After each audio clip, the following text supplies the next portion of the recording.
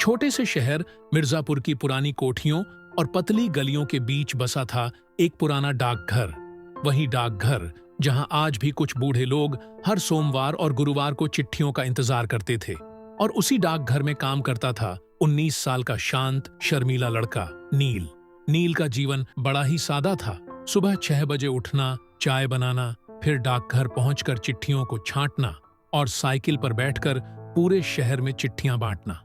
वो किसी से ज्यादा बात नहीं करता था, लेकिन उसकी एक आदत अजीब थी। वो हर बार जब चिट्ठियां बांटता तो उन पर लिखे नामों को ध्यान से पढ़ता और चुपचाप मुस्कुराता, मानो हर नाम उसके लिए कोई कहानी हो। एक चिट्ठी जो सब बदल गई। एक दिन डाकघर में एक चिट्ठी आई, नीले रंग के कागज में लिपटी, बेहद खूबसूरत हैंडराइटिंग। लिखा था, प्रिय अनन्या, मैं आज भी हर सुबह उस मोड़ पर रुकता हूँ जहां तुमने मुस्कुराकर आखिरी बार विदा ली थी। अर्जुन। नील ने धीरे से चिट्ठी को अनन्या के नाम वाले लिफाफे में डाला और उसे लेकर चल पड़ा। जब वो उस पते पर पहुंचा तो वहां एक पुराना सा मकान था, खिड़कियां बंद और दीवारें झूलती हुई। लेकिन जैसे ही उसने दरवाजा खटखटाया, दरवाजा खोलने आई अनन्या, एक 18 साल की लड़की, सादी सलवार में, आंखों में गहराई और चेहरे पर उदासी। चिट्ठी है आपके लिए, नील ने सिर झुकाकर कहा। अनन्या ने चिट्ठी ली और बिना कुछ कहे मुस्कुरा दी। और उस दिन के बाद हर हफ्ते अर्जुन की चिट्ठी आती और नील उसे अनन्या को देने पहुंचता। लेकिन धीरे धीरे नील की नजरें अनन्या की आंखों में ठहरने लगीं। वो सिर्फ चिट्ठी पहुंचाने नहीं जाता था, वो अनन्या की मुस्कान देखने जाता था। जब दिल ने सवाल पूछे, एक दिन अनन्या ने नील से पूछा, क्या तुम कभी किसी से प्यार कर पाए हो नील? नील थोड़ी देर चुप रहा, फिर बोला, नहीं, लेकिन अब शायद करने लगा हूं। अनन्या हंस दी, लेकिन उसकी आंखों में नमी थी। कभी कभी कुछ लोग सिर्फ इंतजार के लिए पैदा होते हैं नील, और कुछ लोग इंतजार खत्म करने के लिए। नील ने कहा। अर्जुन कौन था? नील को अब अर्जुन से जलन होने लगी थी।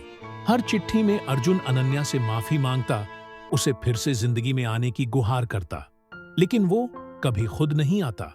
एक दिन नील ने हिम्मत की और अनन्या से पूछ लिया, क्या अर्जुन तुम्हारा प्यार था? अनन्या कुछ देर चुप रही, फिर बोली, था नहीं, है। वो मेरा पहला प्यार था।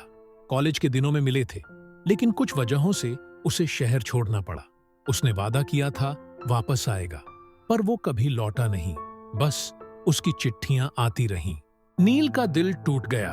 वो जानता था वो अनन्या से प्यार करने लगा है, लेकिन उसका प्यार एक ऐसे इंसान से था जो शायद अब भी कहीं से उसे चाह रहा था।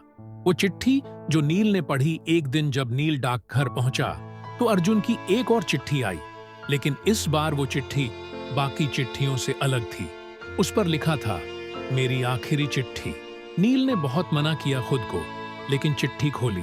प्रिय अनन्या, जब तुम ये चिट्ठी पढ़ रही होगी, मैं शायद इस दुनिया में नहीं रहूंगा। तुम्हें छोड़कर जाना मेरी सबसे बड़ी गलती थी। मैं कैंसर से लड़ रहा हूं और अब लड़ते लड़ते थक गया हूं, लेकिन तुम्हारा चेहरा, तुम्हारी हंसी, सब कुछ मेरी आंखों में बसा है। मेरा आखिरी प्यार भी तुम हो, मेरी आखिरी याद भी। अर्जुन। नील की आंखों में आंसू आ गए। उसने चिट्ठी वापस लिफाफे में रख दी और अनन्या के घर की ओर चल पड़ा। नील ने चिट्ठी अनन्या को दी और जल्दी से पलटने लगा, लेकिन अनन्या ने उसे रोका। रुको नील, आज चाय पीकर जाना। नील बैठा, लेकिन कुछ बोल नहीं पाया। अनन्या ने चिट्ठी खोली और पढ़ना शुरू किया। उसकी आंखें डबडबा गईं। वो चुपचाप रोती रही। फिर उसने सिर उठाकर नील से कहा, अब वो नहीं रहा ना? नील चौंक गया। तुम्हें कैसे पता? जिस तरह तुम आज चुप हो और जिस तरह मेरी आंखों से आंसू गिर रहे हैं, कोई भी समझ सकता है। नील चुप रहा।